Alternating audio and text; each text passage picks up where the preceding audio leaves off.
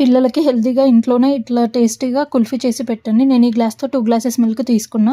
కొద్దిగా కాజు పేస్ట్ వేసుకున్నాను. అది క్లిప్ మిస్ అయింది. కొద్దిగా బోర్న్‌విటా గానీ, హార్లిక్స్ గానీ ఏది ఉంటే అది యాడ్ చేసుకోండి.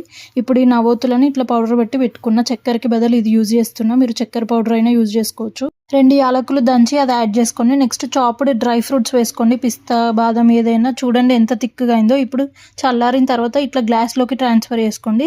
కొద్దిగా కాజు పీసెస్, చాకో చిప్స్ వేసి ఒక గ్లాస్‌లోది ఇంకో గ్లాస్‌లోకి ట్రాన్స్‌ఫర్ చేసి మిడిల్‌లో స్టిక్ పెట్టి ఫ్రీజ్ చేసుకోండి 3-4 అవర్స్. చూడండి ఎంత మంచిగా అయిందో, చాలా బాగుంది. వీడియోలో చూపించే విధంగా తీసుకొని తినేయండి. ఫుల్ న్యాచురల్ ఉంది. బాదం, పిస్తా, క్యాష్యూ నట్స్, చాకో చిప్స్ ఎంత న్యాచురల్ ఉందంటే అసలు మాటలలో చెప్పాలి, అట్లా ఉంది. Full healthy also, full of dry fruits. నచ్చిందా నీకు? ఎక్సలెంట్. బయటది బెటరా ఇది బెటరా? 100 times better than out side ice cream. ప్రతి బైట్లో ప్రతి డ్రై ఫ్రూట్ టచ్ అవుతుంది.